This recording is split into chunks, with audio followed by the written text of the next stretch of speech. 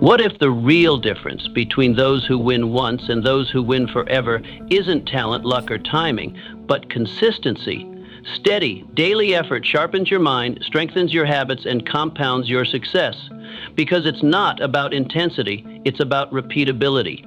When you keep going, even when no one is watching, that's where power is forged. Stay sharp, stay in motion. That's how champions are built, and legacies are born. In a few moments, I'll teach you how to master consistency so you keep going, stay sharp, and win forever. You don't need more time, you need more rhythm. You often believe success requires massive stretches of free time, hours, days, whole weekends. But greatness has never belonged to those who wait for perfect conditions. It belongs to the man who builds rhythm into his life, daily, deliberate, disciplined rhythm. Because what builds a legacy is not occasional greatness, but consistent performance. And rhythm is what makes the ordinary become extraordinary over time. You don't grow a mighty oak by pouring a gallon of water once a month. You water it daily. Small, steady effort, stacked without fail. How do you build this rhythm? You set your hour. You protect your time. You move even when you don't feel like it. You don't negotiate with excuses. You become a man of action, not feeling. A man of timing, not delay. Picture this. A man with only 1 hour a day. He lights his lamp before dawn, same time every morning. His neighbors sleep, but he builds. Word by word, thought by thought, brick by brick. Months pass, and suddenly they call him a genius. But you know the truth. He wasn't gifted. He was consistent. So ask yourself, do you need more time? Or do you need to honor the time you already have? What could your life become if you claim the first hour of each day with sacred intensity? The man who keeps going always wins. It's not always the fastest man who wins the race. Often, it's the one who simply never stops running. You've seen it, talented men who start strong, then vanish. While the quiet worker, steady and focused, becomes the one who lasts. Why does this matter? Because most people collapse under monotony. They crave inspiration but reject repetition. But greatness lives inside repetition. You become unbeatable, not when you're brilliant, but when you're unbreakable. You become this man by deciding that your steps matter more than your sprints. You stop chasing moments of magic and start crafting hours of mastery. You commit to your goal even when no one watches, even when results come slow. Now imagine two craftsmen. One waits for motivation, the other shows up every morning, sharpens his tools, and gets to work. Days blur, progress is slow, but then the second man's name starts circulating. People say, he's talented. No, he's consistent. Which one are you becoming? Are you waiting to feel ready, or are you building regardless? The one who keeps going wins not just the race, but the respect. And respect, earned over time, is a currency far more valuable than applause. Sharpen daily or grow dull without knowing every blade, no matter how finely crafted, loses its edge when left untouched. And your mind, your most powerful weapon, is no different. It does not stay sharp out of loyalty. It does not wait frozen in excellence. It dulls, not in loud, obvious ways, but quietly, subtly, silently, until one day you reach for your edge and it's gone. You may think you're maintaining your level just by cruising, but life doesn't offer stillness, only motion. You are either sharpening or sliding. There is no pause button in the pursuit of mastery. This is why daily sharpening is not optional, it's essential. Because the world doesn't wait, and success never rewards the man who shows up late to readiness. It rewards the one who stays ready, the one who does the invisible work before the visible battle, the one who trains not for applause, but for advantage. Daily refinement is not a grand event. It is not fireworks or fanfare. It is quiet and consistent. You read a page of a book and wrestle with the idea. You revise your goals, you reflect, you revisit a skill, you ask better questions. It doesn't look heroic, but it is, because it's deliberate, and from that deliberation comes strength. Think of the old warrior, the one who rises before the sun. He doesn't know if battle will come today, but he polishes his sword anyway, tests its balance, sharpens the edge. Because when that call comes, he will not stumble. He will swing with precision, not panic. The same is true for your mind, your spirit, your talent. You cannot afford to wait until life tests you to begin preparing. You must already be prepared. That is how you rise when others fall. That is how you act when others freeze. Look around you. How many men are living off yesterday's strength, off an old reputation, off talent they haven't touched in years? They don't realize the edge is dulled. They don't feel the slide until it's too late. And the moment comes where sharpness was needed but no longer exists. But you can choose differently. You can ask yourself, have I sharpened today? Not in a grand way, but in any way. Did you stretch your mind? Did you reinforce a habit? Did you question your weaknesses? Did you prepare? Because every action of sharpening, no matter how small, builds a reserve, a mental armory. And when the storms come, and they will, you will not scramble. You will respond. Clean, calm, sharp. So don't wait for the fight to find you. Sharpen now, quietly, daily, relentlessly. Your edge is your responsibility. Keep it ready. Your results are boring before they become brilliant. The beginning is quiet, awkwardly quiet. You rise early, you work late, you write the sentence, lift the weight, speak the idea, and nothing happens. No applause, no acknowledgement, no visible proof that what you're doing is working. And that silence, that's where most men quit. Because we've been taught that results should come quickly, that effort should be followed by reward. But the truth? In the early days, effort is invisible. It hides beneath the surface. It builds roots before it shows fruit. You plant the seed, but nothing breaks the soil. You post the video, and no one watches. You launch the idea, and it falls flat. You give your best, and the world doesn't even blink. But this is the test. This is where it's decided who will rise and who will retreat, because results don't shout at first. They whisper. They test your faith. They ask, can you keep showing up without applause? Can you stay consistent when the scoreboard says 0? Most can't. They stop digging just before they strike gold. They pull the plug on the project when it's 1 inch from blooming. Why? Because they can't stomach the silence. But you must be different. You must learn to listen to the silence and understand what it really means. It means you're early, not wrong, not failing, just early. So how do you stay the course when no one's watching? You keep records, not of wins, but of work. You track your consistency. You celebrate the showing up, the attempt, the discipline. You anchor your worth in the process, not the praise. And you embrace the law of compounding. You understand that today's unseen effort is tomorrow's breakthrough. Like the farmer in spring, he doesn't dig up his seeds in doubt. He doesn't quit watering just because the field still looks empty. He knows what's happening beneath the surface. Roots are forming, foundations are being laid, and when the moment comes, the green will explode, not because he did more, but because he didn't quit. Can you handle that kind of boredom? The kind that feels like spinning your wheels with no movement? Can you keep pouring water into the ground when nothing rises to thank you for it? If you can, you are already rare, and if you persist, you will become unstoppable, because every man wants the fruit, but few are willing to wait for the roots. So stay steady. Show up, plant again, water again, and let the silence prove your strength. The sprout is coming. Build before you're ready, or you'll never begin. The world is filled with men who waited. They waited for clarity, for courage, for the timing to feel just right. They waited for approval, for savings to pile up, for signs to arrive from above or from within. And now, years later, they are still waiting, trapped in the same cycle, wiser perhaps, but no closer. Because readiness is a myth, a sedative dressed in reason. It lulls men to sleep and whispers, not yet.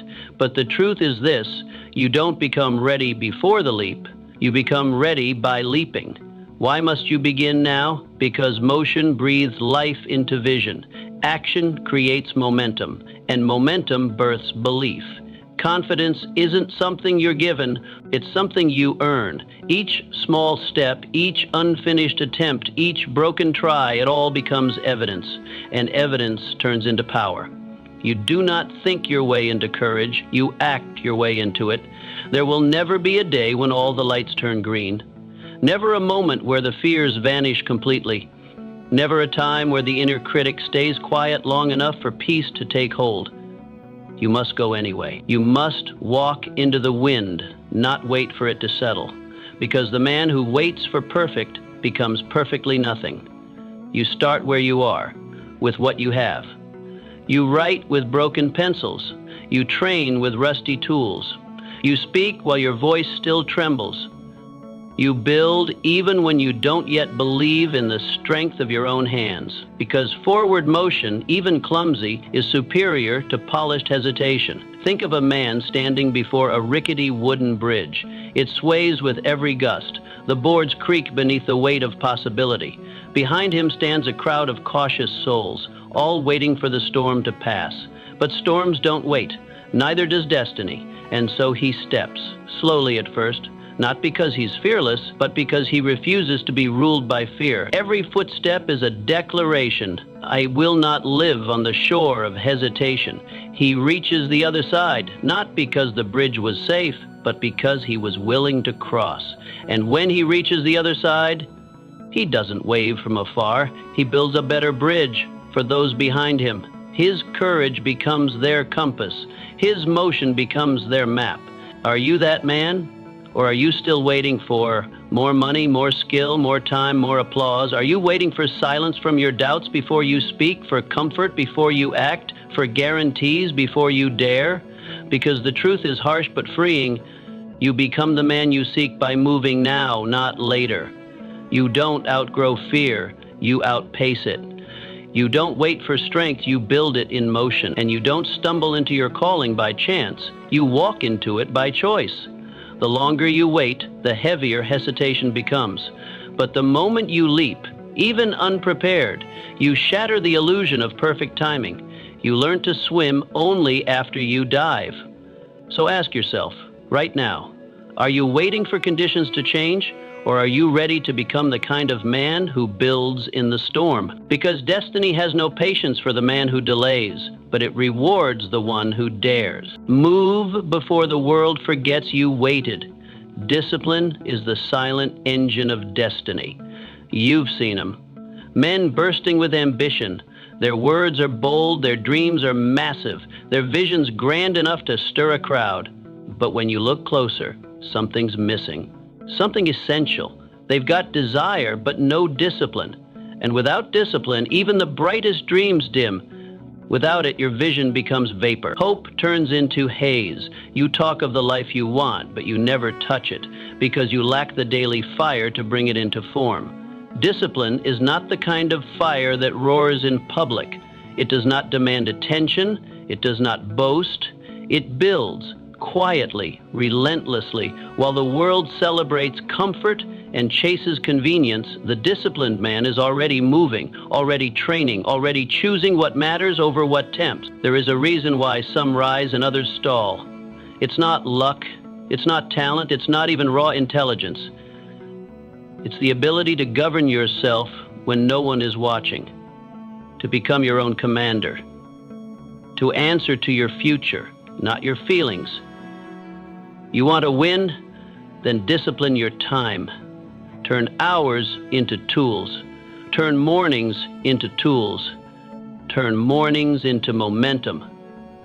Discipline your words. Speak less. Mean more.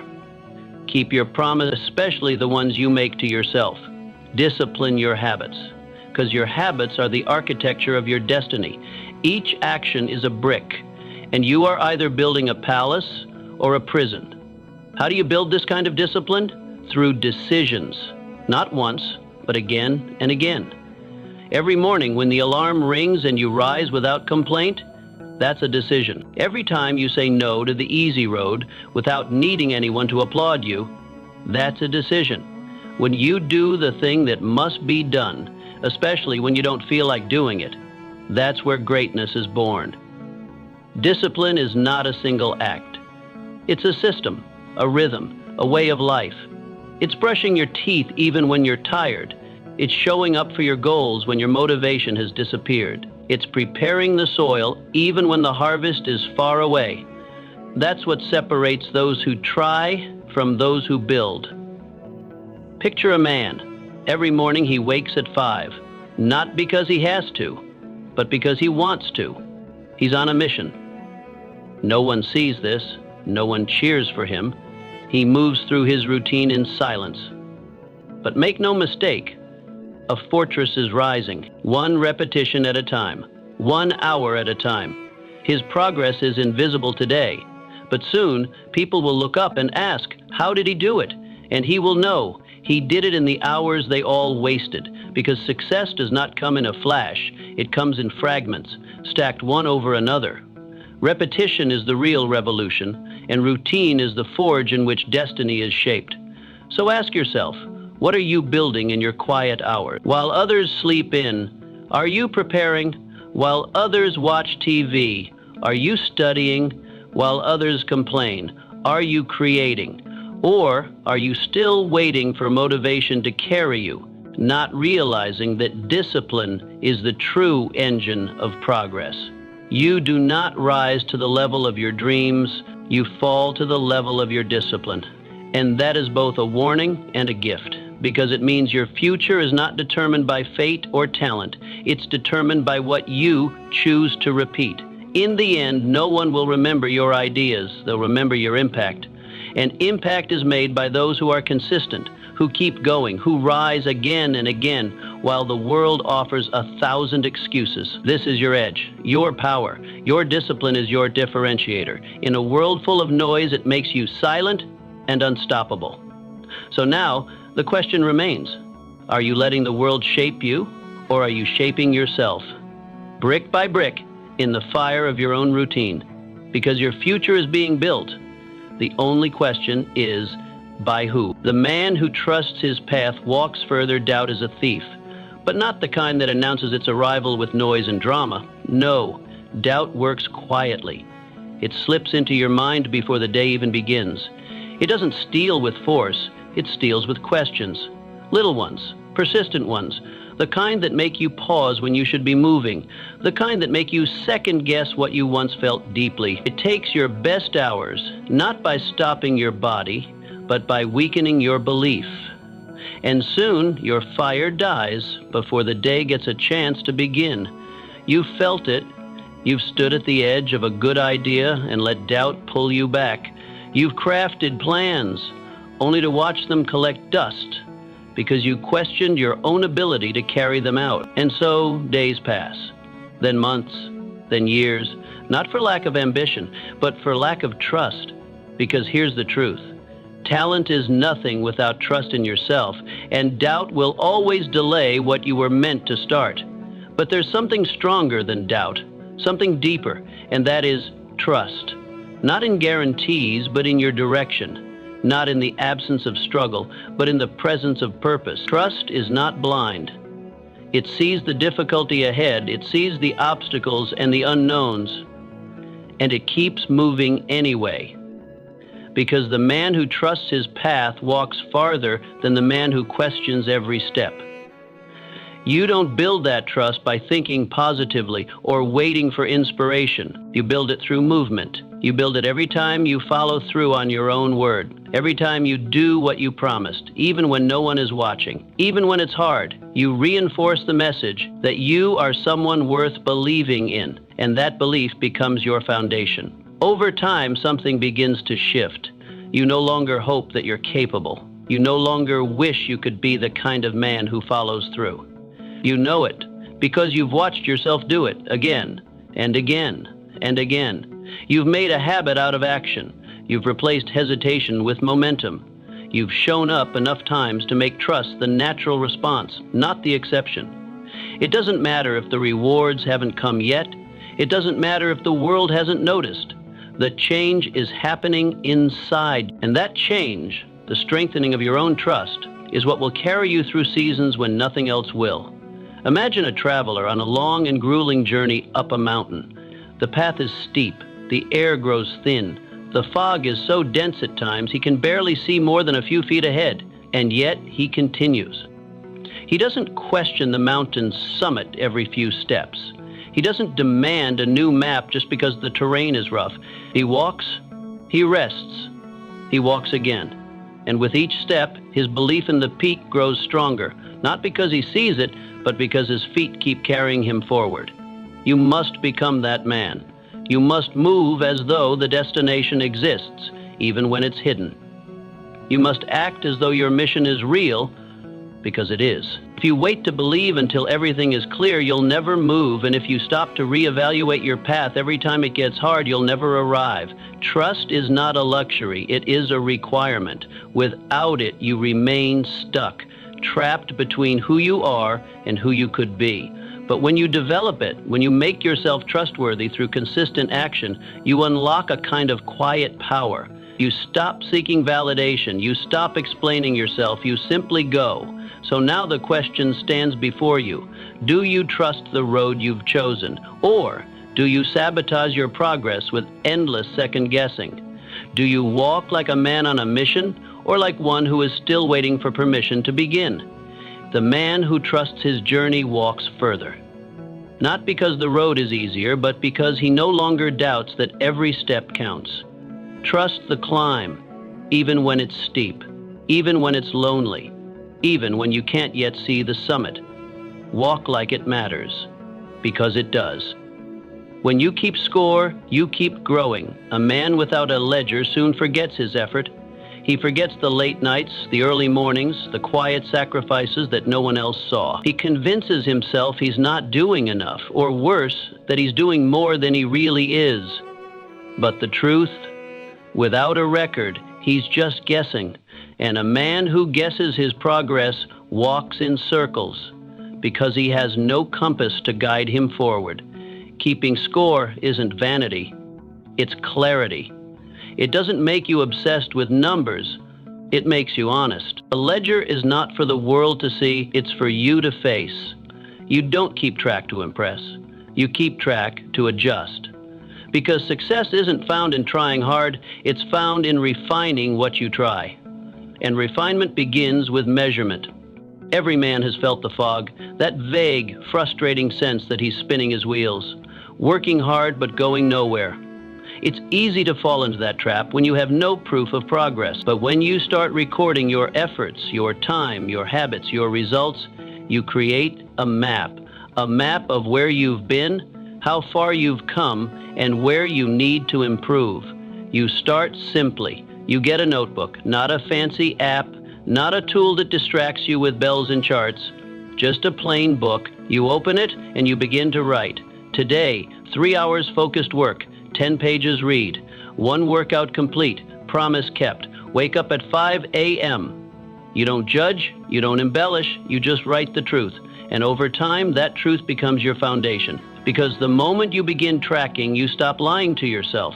No more illusions of discipline when the numbers say otherwise. No more pretending you're stuck when the pages prove you're growing. The gaps appear, and so does the growth. You gain power, not from perfection, but from precision. You stop working blindly and start working intentionally. Imagine a mason building a wall. Each day he lays bricks, not a wall that others can see yet, just brick after brick. If he doesn't count them, if he never steps back to measure, the process feels endless. He feels behind, incomplete. But when he counts, when he sees that wall rising inch by inch, that knowledge becomes fuel. He realizes that progress, though slow, is real, and what's real gives him reason to return tomorrow. Your ledger is your mirror, and mirrors don't lie. When you skip your routine, the blank space on the page reminds you. When you show up day after day, the filled lines prove it. It becomes harder to quit when your own history is staring back at you, page after page of effort. And that history becomes your momentum. It reminds you of what you've built and what still remains. But too many men walk away too early, not because they failed, but because they didn't see how far they had come. They never kept score, so their effort faded into fog. The wall was halfway built, but they turned back. thinking nothing had changed? What if your next breakthrough is 1 page away, 1 more day, 1 more set, 1 more session of focused work, but you give up because you never measured how close you truly were? Keeping a ledger makes your progress visible, and what you can see, you can strengthen. You start learning your patterns. You notice what days you win, what hours you thrive, what habits work and which ones don't. You become a strategist, not just a worker, and it's not about perfection, it's about presence, about showing up to your own life with awareness, not assumptions. That awareness sharpens your decisions, and sharpened decisions change your direction. So ask yourself now, have you been keeping track, or have you let your work disappear into forgetfulness? Have you built a habit of documentation, or have you relied on memory, hoping it would carry the weight of your ambition? Because you don't rise by accident. You rise brick by brick, decision by decision, line by line. Write it down, measure it, honor it. Let your ledger be your quiet weapon in a noisy world.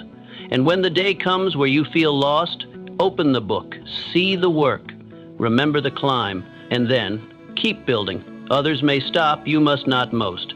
Men start strong. At the beginning, the fire is fresh, the motivation burns hot, the vision is clear. You see men setting goals, making plans, charging forward with excitement, but life doesn't honor enthusiasm alone. It tests it, it throws storms at it, and soon you start to see who's real, who's committed, who's built to last. The early crowd begins to thin, not because they didn't want it, but because they didn't endure.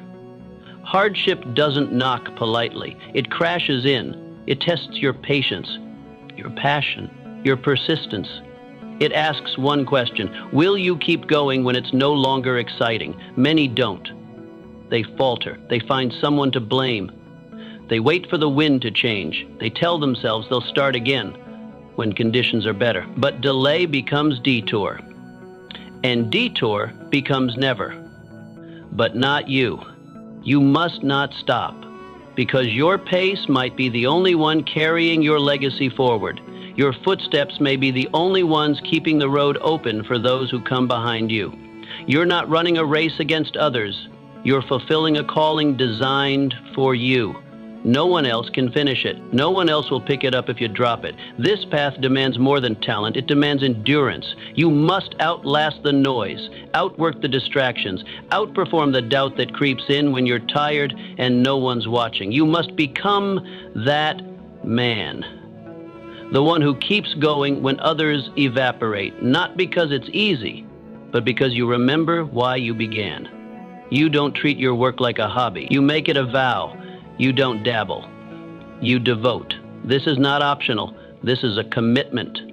The way a soldier reports for duty, no matter the weather, no matter the fear, you report to your mission, rain or shine, storm or sun. The work continues, because the work is who you are. Think about the runner on a long, winding road. In the beginning, the crowd is thick. Everyone's full of adrenaline, jokes, smiles, high spirits. But miles later, something shifts. The sun rises higher, the breath shortens, the legs grow heavy. One by one, they slow. They fall back. They stop.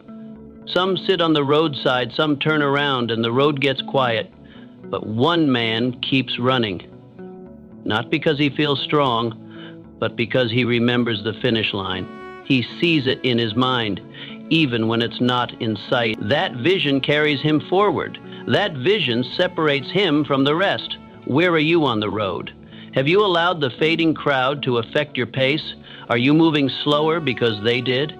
Have you paused your pursuit simply because others gave up on theirs? This is where most men fall, not because they couldn't win, but because they stopped running. They lost their rhythm. They lost their reason. They waited for company on a path that was never meant to be crowded. The ones who win are not always the fastest. They are the ones who finish. The ones who push through the silence, through the soreness, through the solitude. And here's the truth. The further you go, the lonelier it gets. But that's where your strength is forged. In the lonely mile, in the final laps, in the silent victories that no one else sees. So let the crowd thin, let the noise fade, let others pause if they must, but you keep running. You don't need applause, you don't need company, you need conviction. You need to remember that your mission matters, even if no one else is watching, even if no one else is running beside you. Because your legacy depends not on how loud you start, but on how long you last. The man who endures becomes the man others remember. The man who keeps going becomes the reason others believe. So ask yourself right now, will you be one of many who began, or one of the few who finished? Run, even when it's hard, even when you're alone, even when your breath is short and your legs ache. Run because your purpose is still ahead. And it's waiting for the man who refused to stop. The man who honors his time commands his life. Time is not something you manage, it's something you command. And the man who learns to command it doesn't just get more done, he becomes more. Because time is not just minutes on a clock, it is potential in motion. It is the raw material from which you build your destiny. To waste time is not merely inefficient, it is destructive. It steals not only opportunity, but power. Time, once gone, never returns. There are no refunds, no second drafts, only consequences. Most men treat time like it's infinite. They squander mornings in delay, trade afternoons for distraction, and give their nights to noise. They assume there will always be more, but life doesn't promise more. It promises now, and now is slipping away with every passive choice. That's why the man who honors time, who treats every hour like sacred ground, stands apart. He moves differently, speaks deliberately, chooses wisely, because he knows that what he does with his time is what he becomes. To command your time, you begin by deciding what matters, not vaguely, not someday, but daily. You identify the few actions that move your life forward, and you guard them like trails. You don't just try to work, you carve out hours, like a sculptor-shaped stone. Each block of time is protected, each task measured, each interruption challenged. Every minute spent on purpose builds momentum. It compounds like interest on investment. Small, consistent deposits create something massive over time. But every minute lost to watching TV, reacting, drifting, it subtracts. It weakens your edge, dulls your focus, erodes your ambition. You cannot build a legacy on leftovers. You build it on priority. The path to mastering time begins with discipline. That doesn't mean stuffing your schedule with endless activity. It means deciding in advance what matters and doing it whether you feel like it or not. You establish fixed hours, sacred routines, clear goals. You wake up not just to exist, but to build. You don't just try to work, you carve out hours like a sculptor-shaped stone. Each block of time is protected, each task measured, each interruption challenged. Every minute spent on purpose builds momentum. It compounds like interest on investment. Small, consistent deposits create something massive over time. But every minute lost to watching TV, reacting, drifting, it subtracts. It weakens your edge, dulls your focus, erodes your ambition. You cannot build a legacy on leftovers. You build it on priority. The path to mastering time begins with discipline. That doesn't mean stuffing your schedule with endless activity. It means deciding in advance what matters and doing it whether you feel like it or not. You establish fixed hours, sacred routines, clear goals. You wake up not just to exist, but to build. You create boundaries around your attention. You train your body and mind to respond to your command, not the world's demands. Because here's the truth. The man who responds to every interruption lives in reaction. His day is stolen. One message, one distraction, one pointless meeting at a time. He ends his day wondering where the time went. But the man who protects his schedule, he lives in intention. He finishes his day knowing exactly what was built, what was moved, what was won. Visualize a builder with a blueprint. He has a plan, a timeline, a purpose. As people walk by with opinions, with distractions, with noise, he doesn't adjust his design to please them. He honors the plan. He watches the clock, not in anxiety, but in respect. And when the month ends, his structure stands, not because he rushed, but because he ruled his time. Now ask yourself, have you been letting time lead you, or are you leading your time? Do you wake with clarity or with confusion? Are your days designed, or are they dictated by whatever shows up? Because time won't slow down for your uncertainty, and it won't wait for you to feel ready. It moves relentlessly, and it respects only the man who respects it. You don't have to be perfect, but you must be precise. Begin small. Set sacred hours for deep work. Define your daily non-negotiables. Silence distractions during your peak focus zones. Say no more often. Watch what happens. You'll feel yourself come alive, not from working harder, but from working clearer. Because when you treat your time like a sacred instrument of your future, it becomes one. Your life takes shape, your confidence returns, your results multiply, not because of luck, but because of leadership. Self-leadership. And it all begins with how you command a single day. So take the clock in your hands, not as a burden, but as a tool. Command it, shape it, honor it, and it will shape you. Mastery belongs to the man who repeats without excuse. Mastery is not magic. It is not a divine gift sprinkled on the lucky few. It is not reserved for the chosen, the prodigies, or the ones born with talent in their veins. Mastery belongs to the man who repeats, who returns to his craft, not for applause, not for attention, not for reward, but because it's his. He owns it. And he knows that excellence is never born in bursts of inspiration. It is born in returning again, again, and again. The man who masters his craft is not necessarily the smartest in the room. Often he is the quietest. While others bounce from passion to passion, from shiny object to shiny object, he digs in. He chooses depth over novelty. He embraces the boredom others run from. While the world praises talent, he learns to praise consistency, because he knows this secret. The world eventually kneels to the man who refuses to stop showing up. Mastery is not doing many things well. It is doing one thing deeply, repeatedly, without distraction, without dilution. It is carving away everything that doesn't matter until only the essential remains. And then doing that essential thing with precision day after day until it becomes second nature, until your hand moves before you think, until your work speaks before you do. You don't chase mastery, you build it. Your repetitions are the bricks, the thousands of times you swing the hammer, write the sentence, lift the weight, play the scale. These are the visible pieces. But it's your silence, your refusal to advertise your journey, your patience with obscurity, that becomes the cement. And holding it all together is your belief. Belief that the process matters, that the basics are enough, that the glory is not found in skipping steps, but in walking every one of them with care. Picture a pianist. He wakes before dawn. He sits before the keys. The room is cold, the light is dim. He begins to play, not a song, not a performance, but a scale, over and over. Each finger movement measured, each note exact. His friends ask why he's not writing new music, why he's not sharing more online, why he's not chasing opportunity, but he keeps returning to the scale. Weeks pass, then months, then years. One day the moment arrives.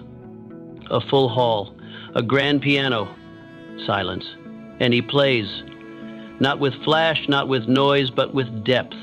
The kind that freezes a room, the kind that quiets hearts, the kind that only repetition can teach. Not because he was the most gifted, but because he was the most devoted. Now ask yourself, have you repeated your craft enough to earn that moment? Or are you still hoping for shortcuts? Still switching lanes every time the road gets hard, still craving novelty instead of embracing necessity. Excellence has never been about speed. It has always been about endurance. The master is not the one who burns brightest, but the one who burns longest, the one who stayed when others quit, the one who fell in love with the mundane because he knew it was the path to the magnificent. To reach mastery, you must stop chasing applause. You must stop waiting to feel ready. You must stop measuring your worth by how much recognition you get. True masters don't need noise. Their work speaks for them. Their silence carries weight. Their hands move with wisdom not born in a day, but carved by years of patient repetition. Are you willing to return to your scale, to your blank page, to your brush stroke? Are you willing to repeat when it's dull, to refine when no one is watching, to keep going not because the world is cheering, but because you've decided this is who you are? Because in the end, it's not the gifted who rise, it's the grounded, the devoted, the ones who do the work, especially when it's not exciting, the ones who stack bricks while others chase castles in the sky. Mastery is not a finish line, it is a practice, a quiet rebellion against distraction, a daily choice to become great by doing the small things well. So return to your work, repeat, refine, and rise, slowly, steadily, unshakably. Resilience is the mark of a man who has decided, ooh. Don't bounce back from life storms because you're naturally strong. You bounce back because at some point you made a quiet, unwavering decision. I will not be broken. That choice doesn't make the pain disappear. It doesn't make the road smooth, but it does make you immovable. Not because your body can't be shaken, but because your mind refuses to collapse. True resilience isn't in your muscles. It's in your mindset. It's the invisible spine you carry into every hard day, the inner steel that bends but never breaks. Resilience isn't some mystical trait handed to the lucky few. It's a skill, a muscle, a way of thinking, and it's earned in the trenches of life, not in the moments when things are going well, but in the moments when nothing makes sense, when your back is against the wall and the world offers you every reason to quit. That's when it's built. That's where it's tested, and ultimately, that's where it's proven. When life comes at you, and it will, you face a fork in the road. You can collapse, or you can construct. The man who collapses lets circumstances shape him. The man who constructs uses those same circumstances to strengthen himself. The difference isn't fate, it's not fortune, it's decision.